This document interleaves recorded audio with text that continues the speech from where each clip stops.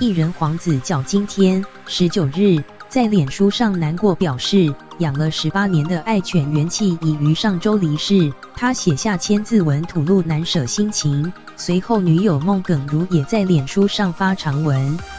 孟耿如表示，元气走的那一天，突然又接获爸妈的消息，奶奶的姐姐也在当天早上走了。一天接连2个亲人离开，让孟耿如手发抖，差点崩溃。她也对元气喊话，以后记得要来妈妈的肚子里。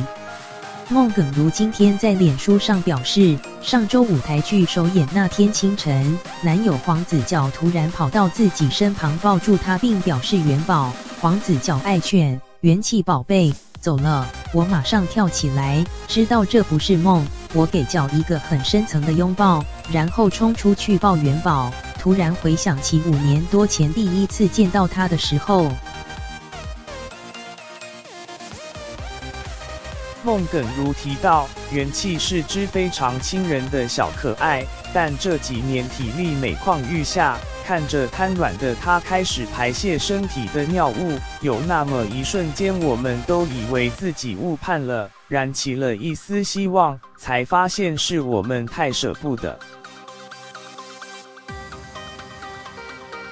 好不容易整理好心情，准备舞台剧的演出，没想到又接获奶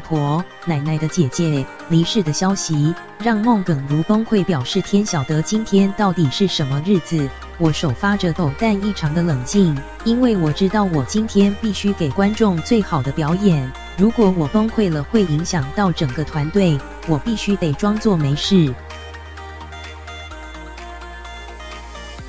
他想着，奶婆一定跟元宝手牵着手离开了，可以互相照顾彼此。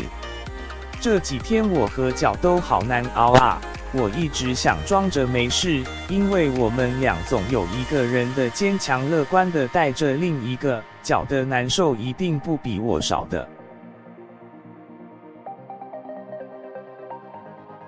带着难受的心情，日子总要过。孟耿如谢谢元气和奶婆参与自己的人生，也向元气喊话，以后你记得要跑来妈妈的肚子里哟。